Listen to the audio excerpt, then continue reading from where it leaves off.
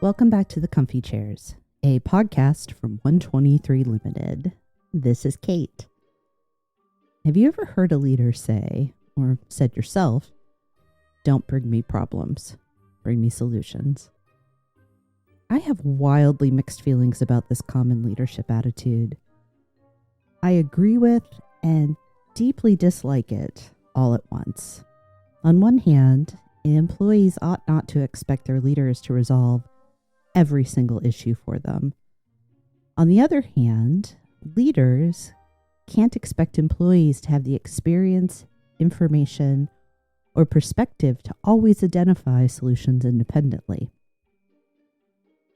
The fact of the matter is that problem solving is not one size fits all in many ways. A leader's role in problem solving changes as their responsibility increases, and evolving team and individual circumstances and expectations can mean new and novel problems and the need for variable levels of support. Exploring the nuanced relationship between problem and solution and the roles we can play in addressing both is a fundamental leadership practice.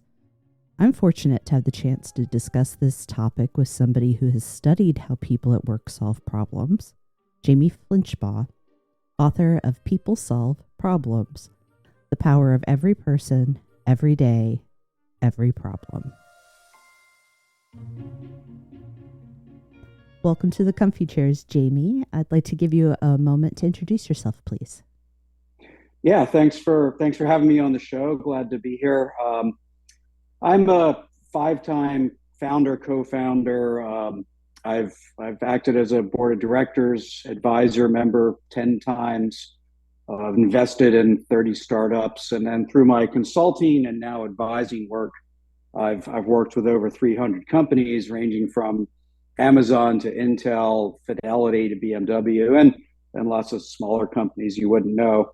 The biggest chunk of that was 15 years acting as co-founder of the Lean Learning Center, where I co-wrote The Hitchhiker's Guide to Lean with Andy Carlino, and that's where I worked with many of those companies. It was education and consulting. After I sold that business, I spent some time on the executive team at Qorvo Semiconductor, helping lead a transformation, cultural, structural capabilities of that company. And then in 2020, I started what I do now, which is called J Flinch, where I act as an advisor, coach, and thought partner for executives. I like to say smart people working on hard problems. And I wrote the book People Solve Problems during that time as well. As most of the stuff I work on, which ranges from strategy to culture to leadership to org design, ultimately we're always solving a problem at some level in working on those things. And I'm there to help frame, reframe, change the aperture, change the vector of someone's thinking as their thought partner. Yeah, I was tempted to ask a really obvious question, but what got you interested in problem solving? And I think your introduction answers it really at the end of the day. It did, but I'd add to that. I as through my lean work that I did for almost 30 years now. Well, actually over 30 years now. Really, problem solving is at the core of that. But what really intrigues me about problem solving is that most of what we're doing when we're doing new is problem solving. So it's a truly human condition, human capability that reflects, work, but, personal lives as well. So one, it's a human condition. Two, we all do it, but we're not very thoughtful about how we do it. And so that makes it interesting. And then three, for me as a topic, is it can take you into so many different domains and industries and fields and challenges that it just keeps me learning, which is my, the fuel that keeps me going. So that's the more selfish side, but it comes along with my interest in problem solving.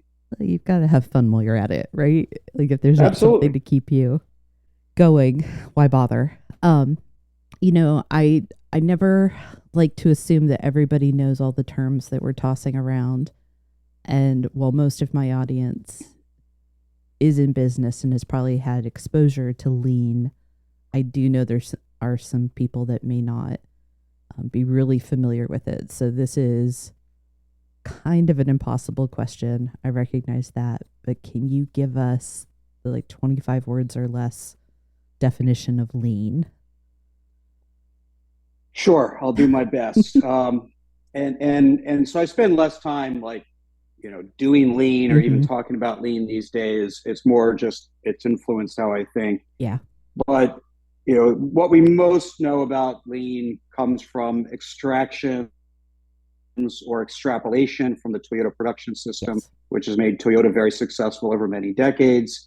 And it reflects a combination of behaviors, capabilities, and processes that come together to make an organization more effective, more efficient, and more engaging for employees.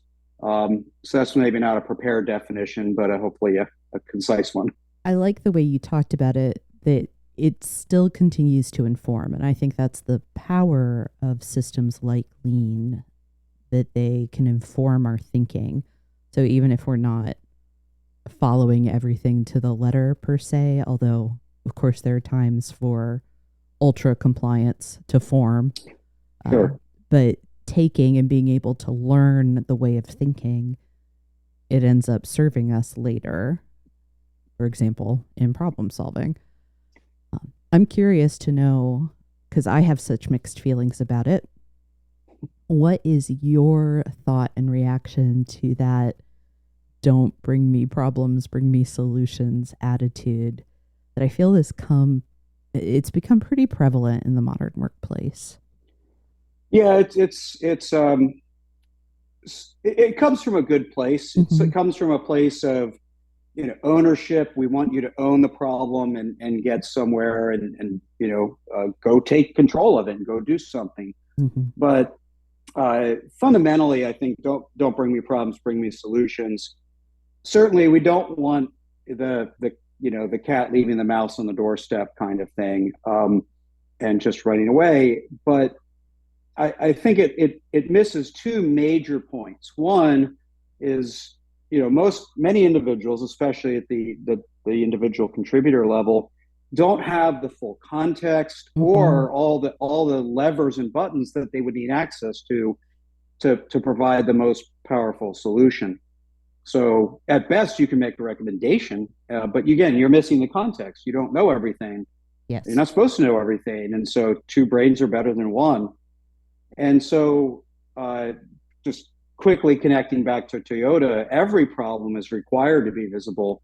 The minimum number of people involved in solving a problem at Toyota is 2, where in many organizations, the minimum number is 1, which means you can have tunnel vision and short-sightedness and again, lack of context and things like that. So I think that's the first problem with it. The second is that it robs you of a chance to both coach, but also get insights into how that person thinks about problem solving, right? And so if I were to take a sort of an obvious overreaching analogy, if you tried to coach sports by just looking at, well, yeah, we won today. Like you don't watch the game, you just kind of go, yeah, we won. Okay, now let me give you some advice. You need to see how we won or lost to actually coach a team, right? And the same as problem solving. I can't see how you think and how you work with only seeing the results of your problem solving and the solutions. And so it robs us of that evaluative option and that input of coaching.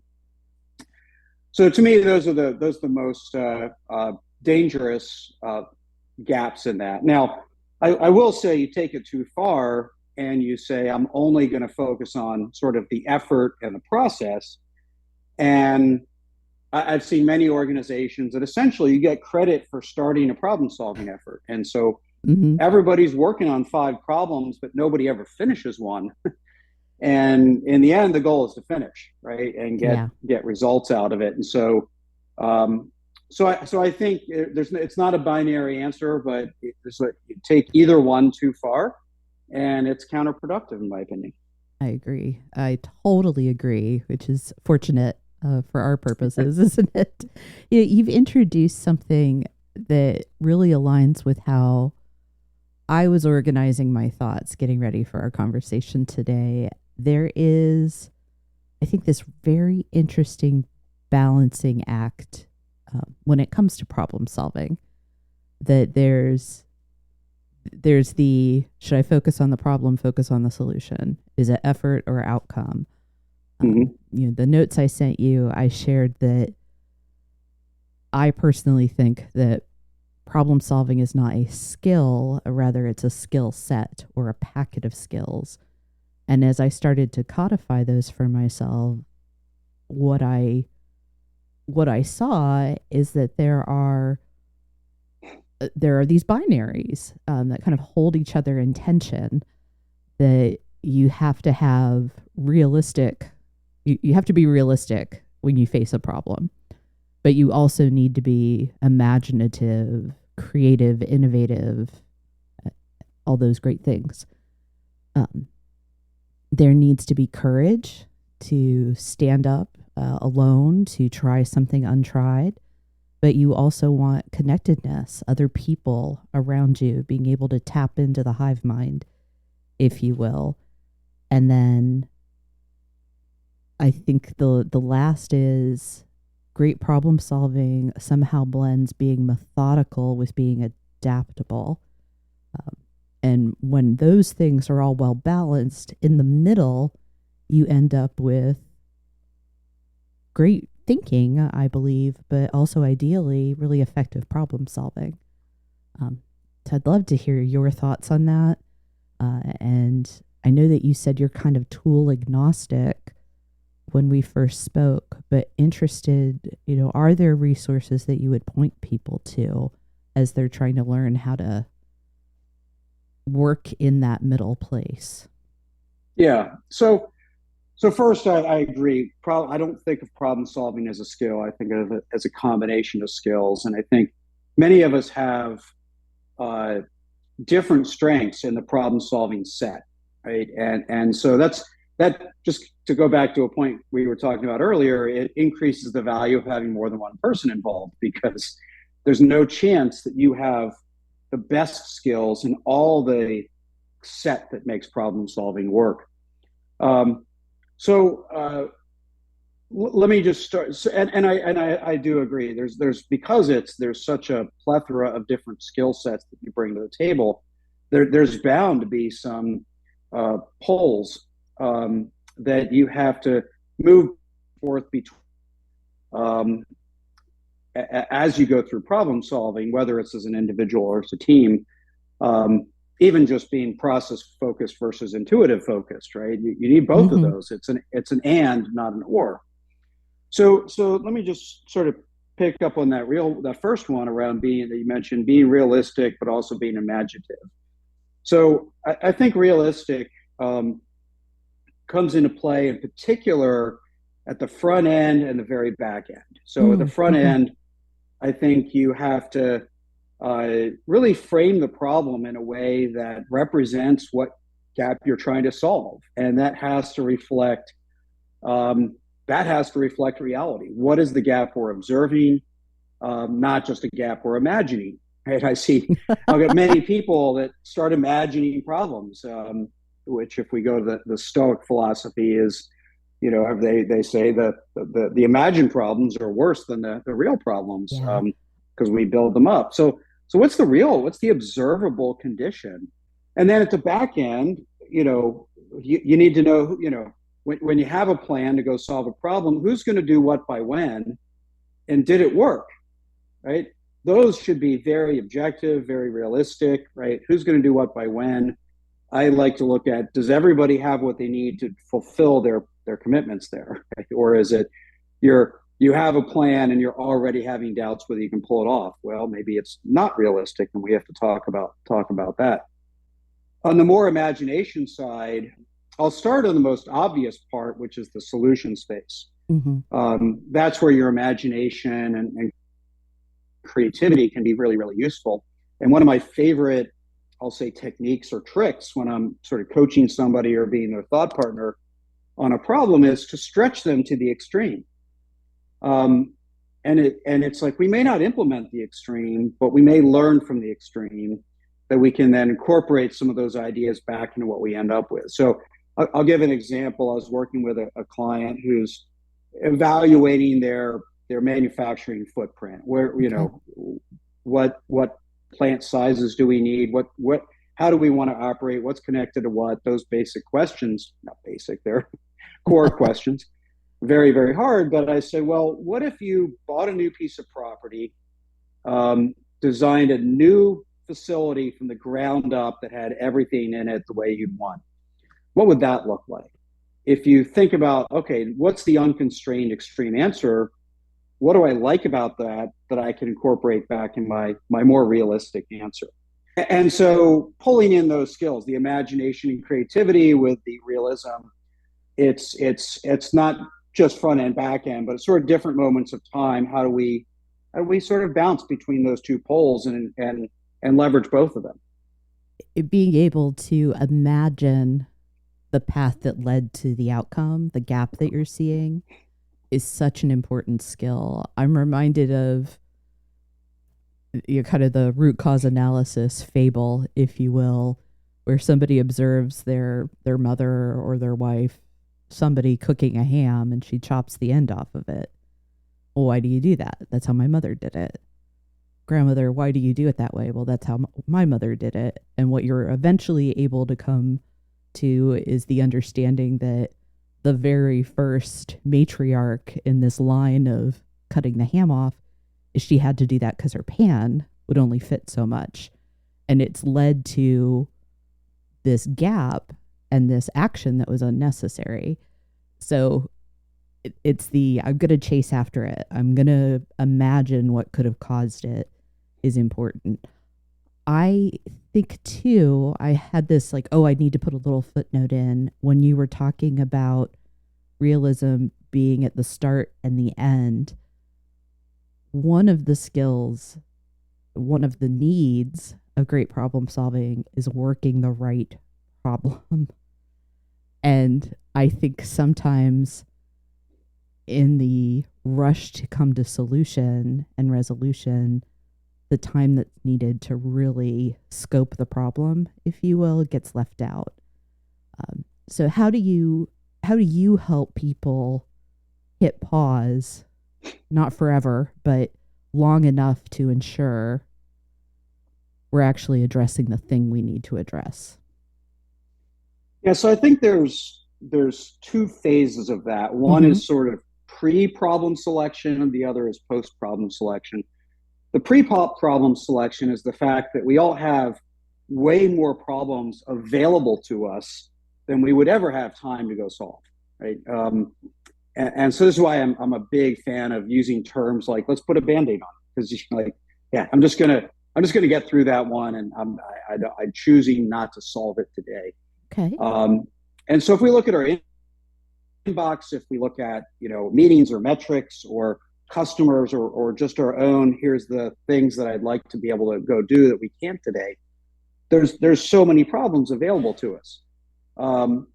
And so as a leader in an organization, I try to focus on how do we build a system, however informal or formal that system is, to manage the problem landscape. That's all the problems that are opportunities. And there's so many people that like they look at their inbox in the morning, and that sets the tone for the day, because they're just going to solve the stuff in their inbox. Meanwhile, there's much more important problems to solve sitting elsewhere that they didn't even consider in the problem landscape. There's a guy, John Dewey, he's understated. He's sort of considered the father of scientific thinking. And he used to say a problem well stated is a problem half solved. Yeah. And the point is spending time properly framing the problem is super important. And it can lead to, if you take the time to do it, sometimes you realize, no, we actually don't even have a problem. Like we just have a complaint. Like we just have something we didn't like. but the gap isn't very definable or something that we really want to go solve. I guess I don't have a singular way to coach this, but um, a lot of times it comes down to what will be true if some version of that, where if we close this gap as you've defined it, what will then be true? And that sort of reflects to, is this problem worth solving as I've stated it so far? Because it will change my life or my team or my company in a meaningful way, or it won't. It'll just be a gap that's gone away, but it really didn't change anything. Well, what I hear you talking about, if I can, with respect and apologies to Dewey, it's a need identified is a problem well stated in some ways, that you've got to be able to articulate this is the change or the different thing or the new thing that I need as a result of addressing something. And if I can then back myself from that desired state to the current state, it can help me, to your point, make certain I'm in the right trajectory. Yeah, absolutely. Absolutely. And there's sort of two ways to frame that gap. One is what we would call gap to standard, which means we were already there and we've slipped, right? So I'll just stick with my one example of I have too many hours on my plate a week. Is I used to be able to spend 3 hours a week doing X, and I've missed that 5 weeks in a row. So that's a gap to standard. We were there, we had a standard, we've lost it. And that's easier to define the magnitude of the gap because we were already there. Yes. The other one is gap to need, as the term you used, and that's more an opportunity or the goal line changed, right? So you may have a customer who set basically has raised the bar on you, and it's like, hey, we were performing here, and now we need to perform here. And so that's sometimes harder to define because we just know we need to be better, but better isn't magnitude. And so if someone is unable to define the magnitude of the gap today, I go as far as encourage them to write it out with like underline fill in the blank. Like somebody says, I need this process to be faster. Well, then the problem statement should be, it currently takes blank and needs to take blank. And now we still know there's a gap, and we can jump into it and start studying it and understanding it, because maybe the answers to blank and blank, or X and Y, are in the study, right? So we may not be able to define it just yet, but at some point along the way, we kind of need to, because we need to know how much better we need to get in some way, shape, or form. Even if it's an estimate, I'm okay with it being an estimate, but like, what's the gap? How big is it? Matters a great deal. One of the points you made very early on, sir, was that when we focus too much on the bring me solution, we're missing the opportunity as leaders to get insight into how people think and to guide and coach them through that problem. And I'm hearing some of here are ways to coach people through problem solving and what we're talking about. I'd like to get a bit more explicit to say, here are good practices to coach problem solving. Defining the problem being one, being able to talk about the gap in some measurable way seems to be a second one. What else? So let me start with a couple sort of high-level keys to get right around coaching. One is you have to be clear about when you're in a role of coaching and when you're not. Thank you. Yes. So like if you're a manager coaching your employee, they own it. They own the problem. They own the solution. They're moving forward. You're the coach. But at some point, they might decide to do something absolutely wild that you're just like, no, we're not gonna go there. So no, I think the solution to this is we're gonna fire our biggest customer and walk away from them, and then that'll simplify X, Y, and Z. It's like, hold on a second. No, we're not going there. But in that moment, you've become the manager, and that's fine. That's perfectly okay. It's just like a parent and a kid. Like you let your kid roam free and learn, and it's like, hey, I want to put my tongue on this hot stove. Well, that might be a experiment bridge too far. Like, let's not do that. I'm going to be in control of your decision making in this moment. And so, when am I the coach? When am I the manager? And just being, okay, even if you can verbalize it, it makes it even better for both of you.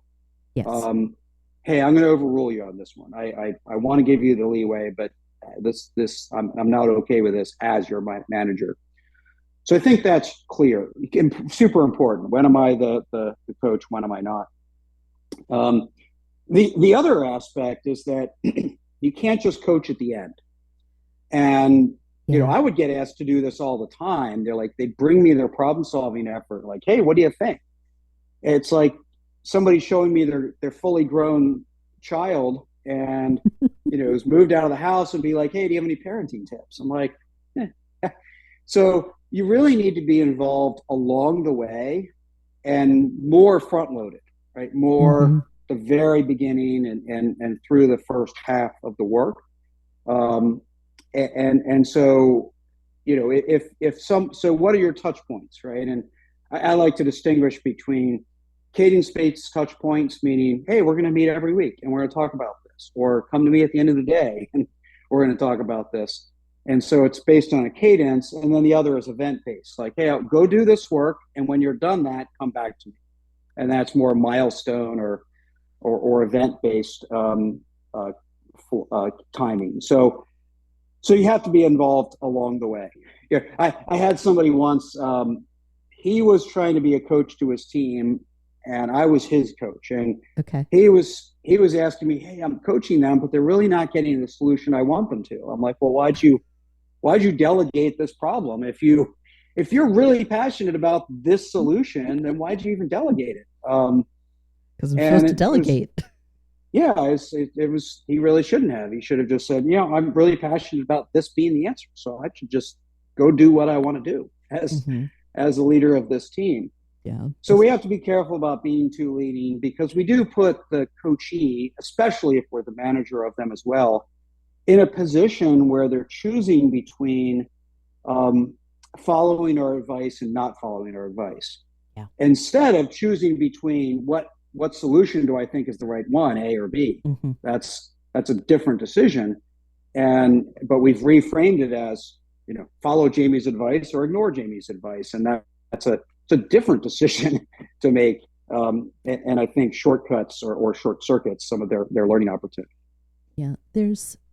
There is something I want to kind of annotate, if I may, because I have known people managers that sometimes work a little bit too black and white. That when you talk about, you can't review the work after it's done in this type of case. Don't bring me your full-grown child who's out of the house. That we're not advocating for telling your teams anytime you have a problem, you must come to me first. Right. That's not it. It's when you recognize I have an opportunity to coach someone, get in there early with them. Be clear that you're coaching. Ask questions rather than tell. Don't lead them, because you're helping them build the skill set that will let them function somewhat independently of you. And you need them to have freedom. It's not about micromanaging. It is about managing. Period. Right. Okay. Yeah, I have trained and talked with a lot of managers who, unfortunately, because it's what they've experienced themselves, that they would hear something like that and be like, well, everybody has to start their problems with me. And I don't think that's what you're saying. And I'm personally not supportive of that. You do need to have them bring the problem and say, this is where I'm at and working on it. Here's the help I need. Yeah. By and large. Yeah, and I think Mhm. there's uh, there's different ways to parse that. So I certainly don't think it's every problem. Mhm. Um, I think you can maybe own the decision in many cases, and that's why I talk about building that problem-solving landscape system so that there's some controls or guardrails on Yeah. selecting what problems to work on. But yeah, being involved in every problem is a lot, and often too much. So when you parse it, I think it's you either parse it by individual or you parse it by problem. Correct. And and so you parse it by individual and say, okay, these people I'm just managing, but I'm going to invest my coaching time into these two people, um, because they have potential and I really want them to elevate or whatever that might be. Or you kind of go, oh, these are the problems that are really messy and are learning opportunities. So those are the selected problems I want to be a coach on. And then I would add to that, you also have to know yourself as a manager. Um, we aspire to always be a coach, but sometimes we're not very good at being a coach and manager at the same time. And and so whether it's short term or long term, I've seen plenty of cases where it's like, yeah, I'm not going to coach my own employees. I'm going to whether it's get them a coach from the outside or ask someone outside the team to coach them Hmm. or inside the team even. But I'm going to ask somebody else to coach them, and I may coach people on their team. Right? We may trade like, hey, I'm going to Hmm. coach two of your people, you coach two of mine, because on the problems that I'm ultimately accountable for, I'm just not good at letting go enough that I can just coach and let them go. So as soon as I get involved, I know myself and I'm going to overreach. So know thyself, right? Yes. Don't don't put yourself to coach in situations um, where you're almost too vested in the outcome, and you just can't be a good coach then, right? Yeah. In those moments. Hmm.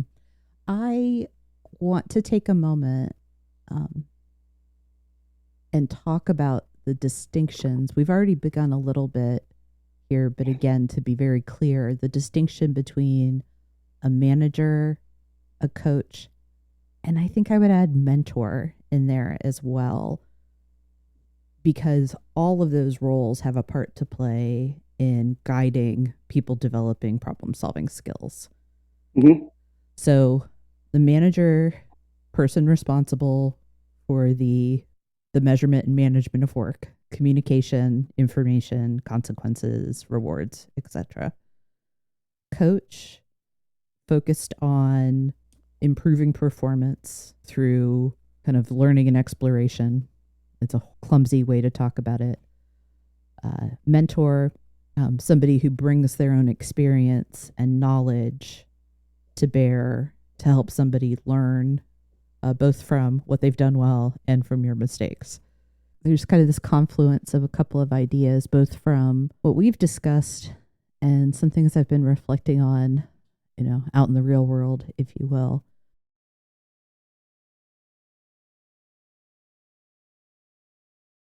about networking and connection and how important those are, but also the question of, as somebody's role changes in the organization, specifically as they increase in responsibility, the way that their relationship with problem solving changes.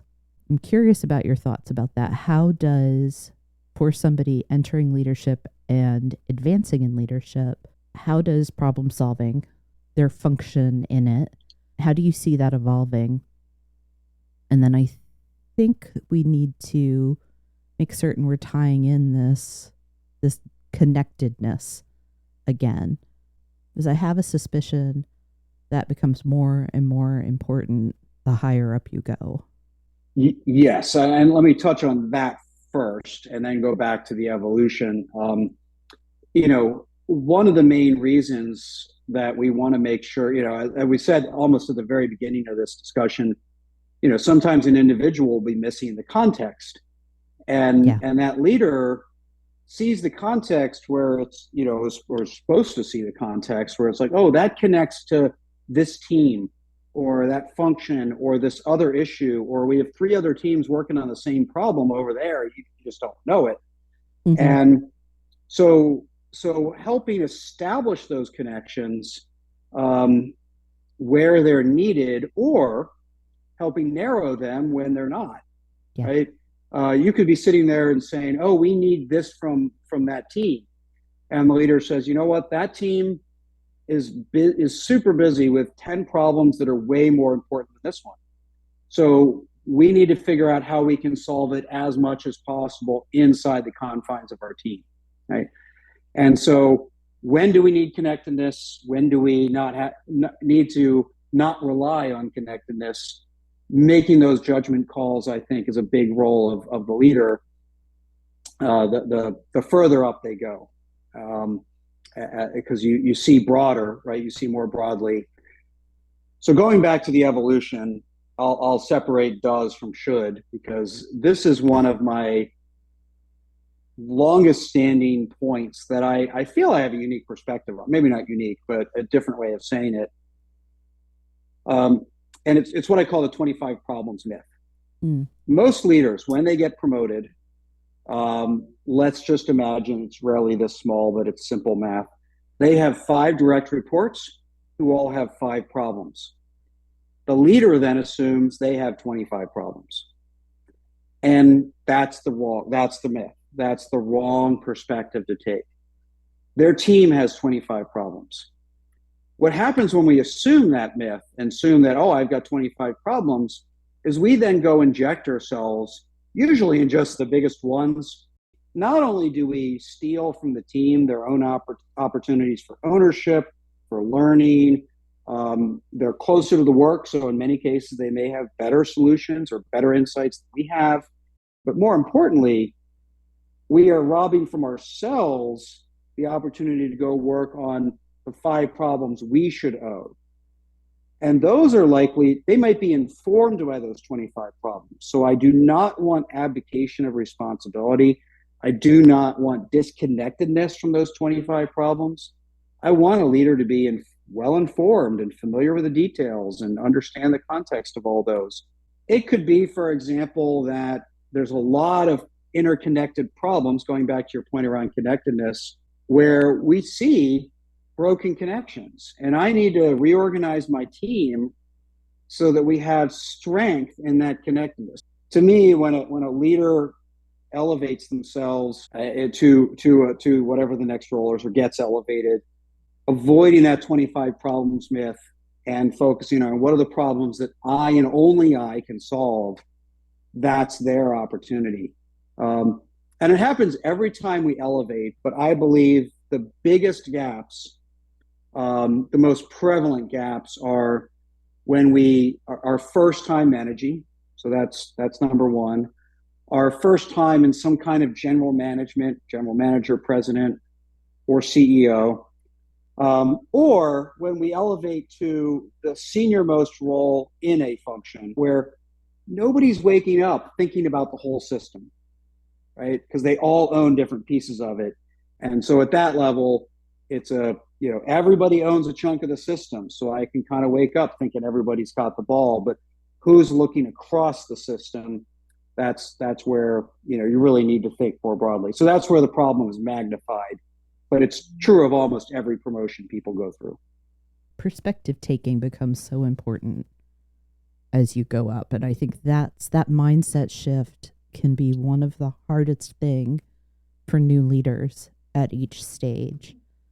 I've been an individual contributor. What got me here was being really good at getting my results.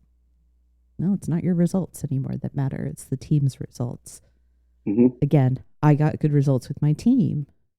That's what got me here. Great. It's not just one team anymore. It's this collection and then a function.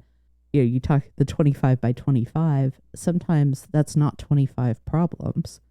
Sometimes it might just be 17. And can I help the team understand how their work is interconnected as well, and that really Joe and Jane are working the same problem. Now go work it. Yep. And coach and guide through that. So perspective taking, which I could go back and connect to realism and imagination, because I think that those play very closely with each other too. Well, if I can maybe jump in on the perspective point, Please. because I think one of there's a an interesting point. This is not in the book. It probably should be. It could be a whole section or at least a chapter, but it's the role of sponsorship. And Okay. sponsorship is, so using one of your examples, right? Joe and Jane need to work together. Um, right with that ignition, you're saying we need to reframe the problem around how it's inclusive of the two parties and not just your own take on it, right? And so I have a take on it, you have a take on it. But when you put it together, it's got to be a whole different third take, because you're changing the perspective of that problem. And sponsorship is really making sure that a team, whether a team is 2 or 20, is working on the right problem, has what they need to be successful, has the right guardrails, knows what their finish line is, right? And Yes. then you're essentially the emergency response, call a friend if there's problems along the way. And I find sponsorship to this point of elevation is people go, oh, there's a VP who's sponsoring it. Well, they're a VP. They've been a leader for a long time. They must know how to be a good sponsor. But there's almost nothing written about it. We don't teach it. We can learn some of it if we're observant and we're paying attention to moments where people are good sponsors or not. So I recently wrote a white paper and actually did a video course for my learning lab on being a good sponsor, because I kind of realized we're putting people in a position of being a sponsor and then not guiding them on how. And so facilitators, team leaders, problem owners are like lamenting the failures of their leaders being bad sponsors. And they actually too often assume, well, they must know how to be a good sponsor. So if they're failing to be a good sponsor, it must be malicious. Yeah. Right? Because you can't be ignorance. They can't possibly not know how to be a good sponsor. So they assume malicious intent, which is very, damaging and toxic. And no, it's bad. like nobody ever taught them. No, and that is a turtles all the way down problem. Yes. I believe that we, being the workplace, people that hire, people that train, fill in the blank, we make the assumption that people just know. How do they know? If you don't tell them, how do they know? It's exactly like everything that we've talked about. There is am I informing people of their responsibility in this and what that looks like?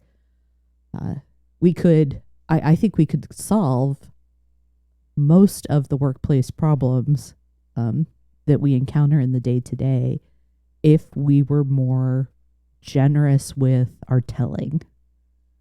And I totally agree with you. Sponsorship is fundamental to successful change, innovation, forward movement of any kind, whether it's on the small scale or like the big corporate transformational.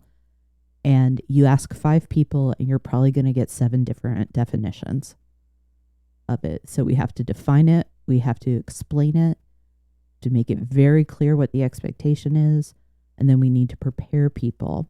And if they're not able to sponsor, it's too important to have incapable people. One of the things I think we've been circling around this whole time is that leaders can use what we've been talking about in terms of problem solving for basic performance management. Because we're talking about there's a gap that exists. I expect X and I get Y.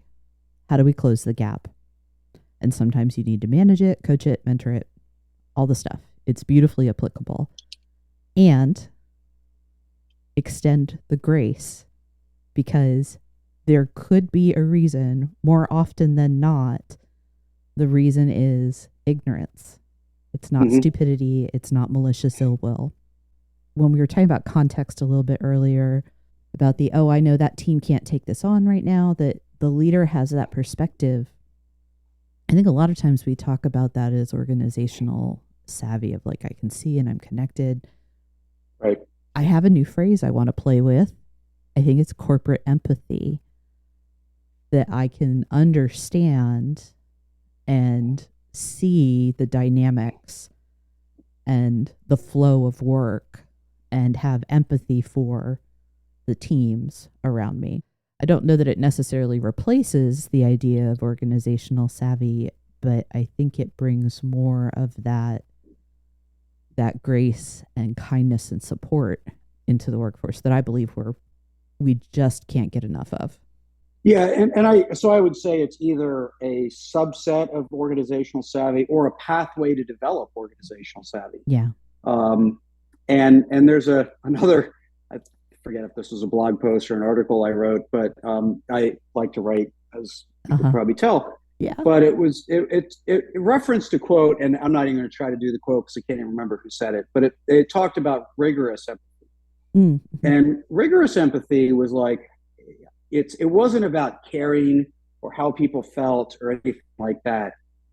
Just being like, I need to be curious about why. Mm-hmm.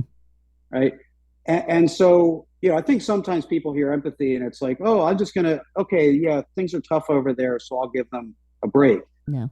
We still have to do the work, right? So it's like, no, I understand why you're resisting me right now. And so that's I have context, I understand, I can see it. And I still have to overcome it. Yep. Right? So just because you're going through a rough time over in Department A doesn't mean that I'm just going to go like, yeah, we don't have to worry about this. We'll worry about it next year. No, we have to figure this out together because it's still got to get done. Even though you're going through a tough time in your department, how do we do that, right? And so that all feeds into the organizational savvy, around how you approach another team, when you approach another team, et cetera. So yeah. I think the idea of that organizational empathy is a pathway to develop organizational savviness. Well, yeah, I think it's also a little concerned I may be pulling us wildly off topic, but I love this concept. So I think we should be talking about empathy in the workplace more often than we do even. So I'm going to just chase after this topic. Sure. That we, just like with, we don't define sponsorship well, I don't think we define or understand empathy well. Like, oh, I'm empathetic. That doesn't mean that I give you a free pass for bad behavior or poor performance or not getting the work done, as you said. Right. That I can be aware of, sensitive to, and have insight into whether it's emotions or workload or circumstances. That doesn't mean I don't step into the hard conversation. I don't make the assignment. I don't do the work. It does inform how I approach you. And, things like, hey, they've got buckets of work already going on. We know they have to take this on. Can we negotiate the time frame? Can we help with some other things? Can we ask them to do, half of it now and half of it later? That's an act of empathy, and it's always connecting back to what does the work require of us? No, I agree with that statement, both parts of it, the fact that we need more of it and the fact that it's often misinterpreted of, like I said, being soft, right? Mm-hmm. And passive and things like that. And it's not. I think if we can think of empathy less as a mindset and more of a process or an act, I think it helps because it's not just sitting there passively being empathetic and going and imagining things, right? It's like, oh, I bet they have a hard week. I'll leave them alone. We don't just be passive in empathy. We can be super active in empathy, but be curious about, allow for, understand, ask questions, right? And then make decisions based on that context. So, I'm not sure I've articulated it that way before, but I think if we think about empathy a bit from a process standpoint, how do we act? empathetically as opposed to just be empathetic, um, I think it maybe unlocks some of that misinterpretation that people have. I agree. I totally agree. And I think what we've landed on here is this confirmation of so much of leading, problem solving. One could probably make an argument that all leadership is problem solving, just like you could make an argument that all leadership is change leadership. But it's working in that space in between two ends, right? Finding the balance between care and need, finding the balance between realism, imagination, courage, connectedness, all the way down. Yep, I agree. I think that does bring us pretty full circle to again that role of the role of the leader in problem solving ecosystem, not just problem solving the act. Yeah, but I appreciate that very much, and I think too another full circle that we're getting to experience by landing on empathy, not as the end all be all, but as an essential part of the process. It takes us back to one of the things you said very early on, that problem solving is truly a human condition. It's, I think we're kind of made for working through problems in a lot of ways. And because it's a human condition, let's treat each other kindly while we're doing the hard things. Yeah, and I think including ourselves in that, because I think we often assume, have been problem solving my whole life. I'm in my 20s or 30s or 40s or 50s or whatever. I use my own case. I was trained as an engineer. I should be good at problem solving at this point. Yeah. And so then we don't give ourselves permission to learn more and be vulnerable in our problem solving capabilities. I actually like to use, as extreme as it sounds, I still think it's true, the analogy of breathing. Okay. We've been breathing our whole lives as well. And so we can take it for granted. But whether it's, you get an athletic trainer who teaches you how to breathe differently while you're doing whatever sport, or you're taking a meditation practice or a yoga practice and they're teaching you how to breathe, and you realize how much you didn't know about breathing and how much more there is to breathing and how much more you can learn about breathing. And then in the same sense as breathing, while we can do it while being unconscious, literally, to do it well requires conscious effort. You don't just suddenly just breathe in meditative stance because while you're sleeping or while when you wake up. You have to be thoughtful about how you breathe if you want to breathe differently. And problem solving is that same thing. We have, again, you can learn more no matter how long you've been doing it. And we have to be thoughtful and conscious about how we're doing our problem solving, even though we've been doing it for decades. I cannot think of a better way to end. Honestly, JV, that is chef's kiss perfection. You can do it, but if you want to do it better, be conscious about it. I love it. Yep. Thank you. No, thank you. That being said, I do like to end asking if there are any final thoughts, last words. I definitely want to give you an opportunity to talk about, we've mentioned a couple of the books that you've authored or co-authored. You made reference to your learning lab. I'd love the opportunity to have you spotlight that for us because it looks pretty juicy.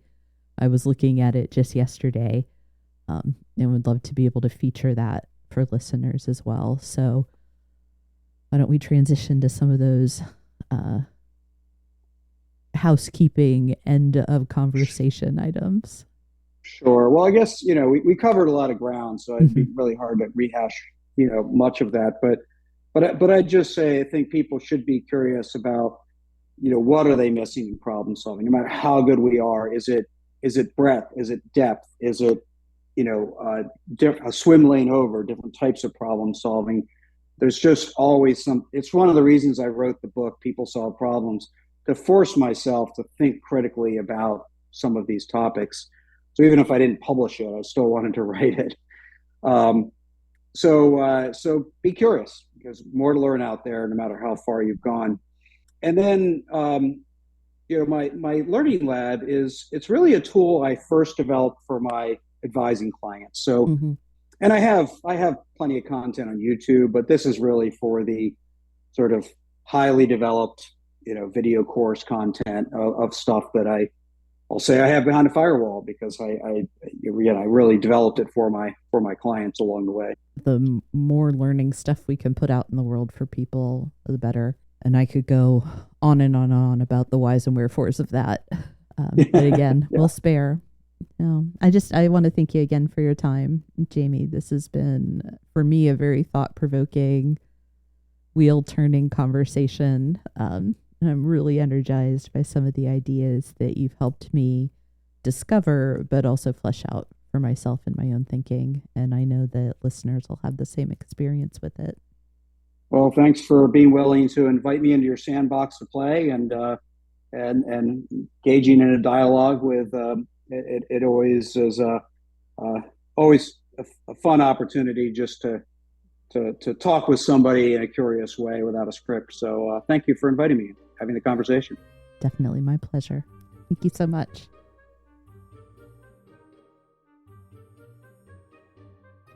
Thank you for joining me in the comfy chairs. If you're enjoying this podcast, don't forget to subscribe and share it with others who are passionate about leading and learning. And don't forget, if you have a question for our new Comfy HQ series, I'd love to hear it. Check out the link in the show notes to submit your question and be part of the conversation. Until next time.